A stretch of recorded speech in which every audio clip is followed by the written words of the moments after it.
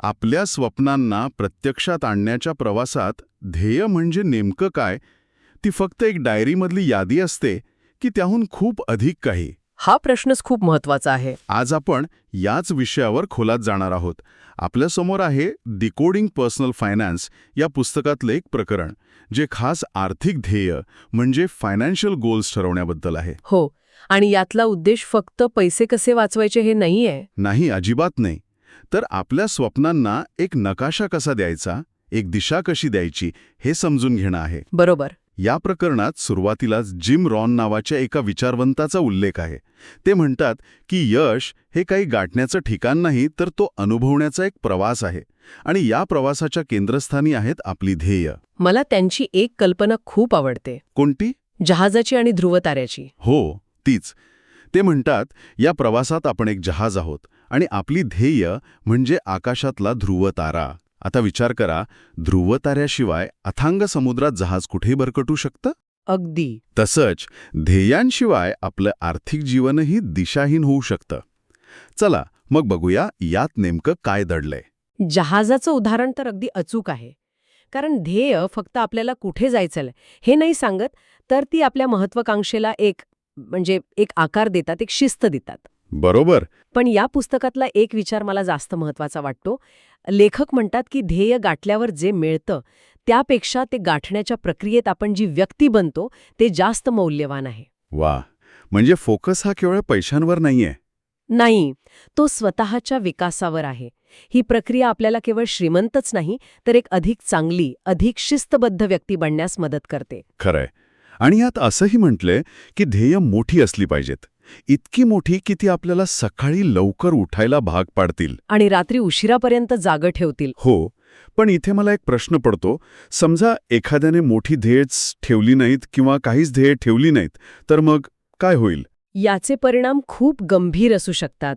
आणि ते फक्त बँक बॅलन्सपुरते मर्यादित नसतात. अच्छा. स्रोतानुसार ध्येयांशिवाय आयुष्यात दिशेचा आणि उद्देशाचा अभाव जाणवतो. आपण क्षणाक्षणाने निर्णय बदलतो, भावनेच्या आहारी जाऊन खर्च करतो. आणि त्यामुळे वाढीच्या अनेक संधी गमावून बसतो. अगदी. याचा थेट परिणाम म्हणजे सततचा आर्थिक ताण आणि अस्थिरता.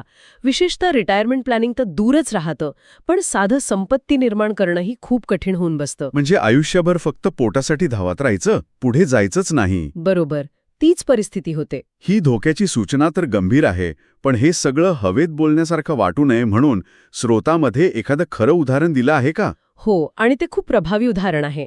या पुस्तकात राजेश नावाच्या एका शेतकऱ्याची गोष्ट सांगितली आहे. शेतकरी म्हणजे हे फक्त नोकरदार लोकांसाठी नाहीये. नाही, अजिबात नाही. राजेश खूप मेहनती होता, पण त्याचं कोणतंही आर्थिक नियोजन नव्हतं. जे काही उत्पन्न यायचं ते खर्चात निघून जायचं. म्हणजे जेव्हा येईल तेव्हा बघू असा दृष्टिकोन. अगदी तसंच. त्याने कधी आपत्कालीन परिस्थितीसाठी किंवा भविष्यासाठी काहीच तरतूद केली नव्हती. आणि मग एका वर्षी भयानक दुष्काळ पडला. अरे बापरे. पीक गेलं, उत्पन्न थांबलं आणि खर्च तर सुरूच होता. कुटुंबाच्या गरजा भागवण्यासाठी त्याला सावकाराकडून कर्ज घ्यावं लागलं. म्हणजे एका नैसर्गिक आपत्तीने सगळं चित्र पालटलं. हो, एका वर्षाच्या आपत्तीने त्याच्यावर कर्जाचा प्रचंड बोजा टाकला. त्याचं आयुष्यच थांबल्यासारखं झालं होतं. आणि मग तो त्यातून बाहेर कसा आला? इथेच गोष्टीला एक वळण मिळतं. राजेशने एका आर्थिक सल्लागाराची मदत घेतली. त्याने आयुष्यात पहिल्यांदाच आर्थिक ध्येय निश्चित केली. जसं की कर्ज फेडणं, मुलांच्या शिक्षणासाठी बचत करणं आणि सर्वात महत्त्वाचं म्हणजे भविष्यात अशा परिस्थितीला तोंड देण्यासाठी एक आपत्कालीन निधी तयार करणं. म्हणजे इमर्जन्सी फंड. बरोबर. त्याने बजेट बनवलं, अनावश्यक खर्च कमी केले.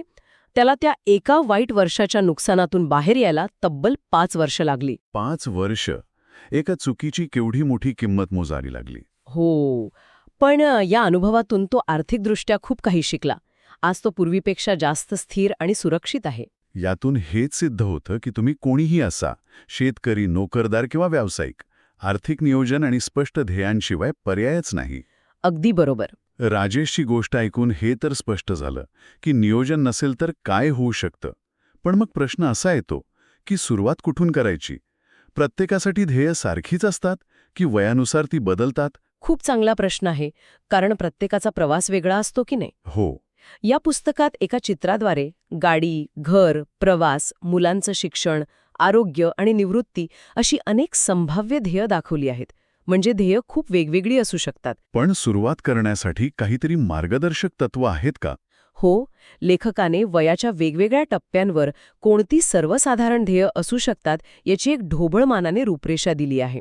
ही काही अंतिम यादी नाही, पण एक उत्तम सुरुवात आहे. म्हणजे एक प्रकारे आर्थिक जीवन प्रवासाचा नकाशाच दिलाय. जसं की 25 ते 30चा टप्पा. इथे बहुतेक जण नुकतेच करिअर सुरू करत असतात. अगदी बरोबर. या वयोगटात साधारणपणे एज्युकेशन लोन फेडण्यावर भर असतो. हो, ते तर असतंच. त्याचबरोबर अनेकांचं स्वप्न असतं स्वतःचं घर घेण्याचं, तर त्यासाठी डाऊन पेमेंट जमा करणं हे एक महत्त्वाचं ध्येय असू शकतं. म्हणजे स्वतःच्या पायावर उभं राहण्याचा आणि आर्थिक स्वातंत्र्याची पहिली पायरी चढण्याचा हा टप्पा आहे. अगदी. आणि त्यानंतर येतो 30 ते 35चा टप्पा. इथे जबाबदाऱ्या वाढायला लागतात. हो, लग्न, मुलं. बरोबर. त्यामुळे या टप्प्यावर ध्येय बदलतात. आता फोकस स्वतःच्या पलीकडे जाऊन कुटुंबावर येतो. मुलांच्या शिक्षणासाठी नियोजन करणं, कुटुंबासाठी मोठा हेल्थ इन्शुरन्स घेणं. आणि त्याचवेळी स्वतःची गुंतवणूक वाढवणं. हो, त्या सगळ्या गोष्टींना प्राधान्य मिळतं. मला वाटतं 35 ते 40चा काळ सर्वात आव्हानात्मक असेल.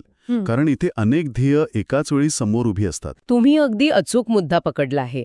या काळात निवृत्तीचं नियोजन, मुलांचं उच्च शिक्षण आणि गृहकर्ज फेडणं या तिन्ही मोठ्या जबाबदाऱ्यांमध्ये संतुलन साधावं लागतं. हा एक प्रकारचा जगलिंग ॲक्ट असतो. आणि 40 ते 50 त्या टप्प्यात अनेक जण आपलं गृहकर्ज लवकर कसं फेडता येईल यावर लक्ष केंद्रित करतात आणि त्याचबरोबर मालमत्तेचं नियोजन म्हणजे एस्टेट प्लॅन करणं महत्त्वाचं ठरतं. आणि 50 नंतर मग निवृत्तीकडे प्रवास सुरू होतो. हो, हळूहळू त्या दिशेने संक्रमण सुरू होतं. आणि यात एक महत्त्वाची सूचना दिली आहे की दर 3 वर्षांनी आपल्या ध्येयांचा आढावा घ्यावा. हे इतकं महत्त्वाचं काय? कारण आपलं आयुष्य स्थिर नसतं, ते सतत बदलत असतं. 3 वर्षात आपल्याला पगारवाढ मिळू शकते, नोकरी बदलू शकते, कुटुंबात नवीन सदस्य येऊ शकतो. किंवा एखादी अनपेक्षित घटना घडू शकते. बरोबर. त्यामुळे आपला फायनान्शियल प्लॅनही अपडेटेड हवा. नाहीतर आपण कालबाह्य झालेल्या नकाशावर प्रवास करत राहू आणि चुकीच्या दिशेने जाऊ. हा मुद्दा खूपच महत्त्वाचा आहे. तर आपण वयानुसार ध्येय कशी बदलतात हे पाहिलं. पण काही ध्येय अशी असतील का जी जवळजवळ प्रत्येकासाठी कोणत्याही वयोगटात महत्त्वाची ठरतात, ज्यांना आपण नॉन निगोशिएबल म्हणू शकतो? नक्कीच. आणि स्रोतामध्ये यावर विशेष भर दिला आहे. काही ध्येय अशी आहेत जे आपल्या आर्थिक नियोजनाचा पाया असतात. अच्छा, कोणती आहेत ती? यात 4 मुख्य गोष्टी येतात. मुलांचं उच्च शिक्षण, त्यांचं लग्न, आपली निवृत्ती आणि सर्वात महत्त्वाचं कोणत्याही प्रकारची आपत्कालीन परिस्थिती. या अशा घटना आहेत ज्या टाळता येत नाहीत. अगदी. त्यामुळे यासाठी निधी तयार करणं अत्यंत आवश्यक आहे. हे समजून घेण्यासाठी स्रोतामध्ये वयाच्या 30व्या वर्षी असलेल्या व्यक्तीसाठी एक सविस्तर तक्ता दिलाय. आपण त्यावर थोडी चर्चा करूया का? हो, नक्कीच. जेणेकरून ऐकणाऱ्यांना एक स्पष्ट दिशा मिळेल. तर पहिला आणि सर्वात महत्त्वाचा मुद्दा कोणता आहे? आपत्कालीन निधी म्हणजेच इमर्जन्सी फंड तयार करणे. याचा अर्थ किमान 3 ते 6 महिन्यांच्या खर्चाएवढी रक्कम एका वेगळ्या सहज काढता येईल अशा अकाउंटमध्ये ठेवणं. आणि हा आपत्कालीन निधी म्हणजे फक्त बचत नाही, तर ती एक प्रकारे स्वातंत्र्याची किल्ली आहे की नाही? तुम्ही अगदी योग्य शब्द वापरलात, स्वातंत्र्याची किल्ली. कारण अचानक नोकरी गेली, घरात मोठी मेडिकल इमर्जन्सी आली. किंवा गाडी बंद पडली. हो, तरी तुमच्या मुख्य गुंतवणुकीला धक्का न लावता तुम्ही परिस्थिती सांभाळू शकता. हे तुम्हाला घाबरून, दबावाखाली येऊन चुकीचे आर्थिक निर्णय घेण्यापासून वाचवतं. म्हणजे हा आपल्या आर्थिक घराचा पाया आहे. अगदी. पाया मजबूत असल्याशिवाय तुम्ही त्यावर इमारत उभी करू शकत नाही. बरोबर. दुसरा मुद्दा आहे जास्त व्याज असलेलं कर्ज फेडण्यावर, जसं की क्रेडिट कार्डचं कर्ज. हो, याला प्राधान्य देणं खूप महत्वाचं आहे. कारण क्रेडिट कार्डवर वार्षिक 30-40% व्याज असू शकतं. बापरे. इतकं व्याज देत असताना तुम्ही दुसरीकडे 8-10% परतावा मिळवणारी गुंतवणूक करत असाल तर त्याचा काहीच उपयोग नाही. हे म्हणजे एका बाजूने एंबर भरत असताना दुसऱ्या बाजूने ती गळत राहण्यासारखं आहे. त्यामुळे सर्वात आधी ती गळती थांबवणं गरजेचं आहे. बरोबर. आणि तिसरा मुद्दा आहे निवृत्तीसाठी गुंतवणूक. अनेक तरुण वयात याचा विचारच करत नाहीत. आणि हीच सर्वात मोठी चूक असते. या पुस्तकात पीएफ, पीपीएफ किंवा एनपीएस सारख्या योजनांमध्ये नियमित गुंतवणूक सुरू करण्याचा सल्ला दिला आहे. जितक्या लवकर सुरुवात करू तितका चक्रवाढ व्याजाचा म्हणजे पॉवर ऑफ कंपाऊंडिंगचा फायदा मिळतो. सुरुवातीला गुंतवलेली छोटी रक्कमही 30-40 वर्षांमध्ये प्रचंड मोठी होऊ शकते. निवृत्तीचं नियोजन म्हणजे म्हातारपणासाठीची तरतूद नाही, तर ते भविष्यातले स्वातंत्र्यासाठीची गुंतवणूक आहे. अगदी बरोबर. आणि शेवटचा पण तितकाच महत्वाचा मुद्दा, आरोग्य विमा. Health insurance. आजच्या काळात याला पर्यायच नाही. एक मोठी वैद्यकीय आपत्ती तुमची अनेक वर्षांची बचत काही दिवसांत संपवू शकते. खरंय. योग्य आरोग्य विमा असणं म्हणजे तुमच्या आर्थिक नियोजनाला एक प्रकारे संरक्षण कवच देणं. तो तुमच्या इतर सर्व ध्येयांना अनपेक्षित वैद्यकीय खर्चांपासून वाचवतो. तर आजच्या या चर्चेतून एक गोष्ट अगदी स्पष्ट होते, आर्थिक ध्येय म्हणजे केवळ आकडेमोड नाहीये. नाही, अजिबात नाही.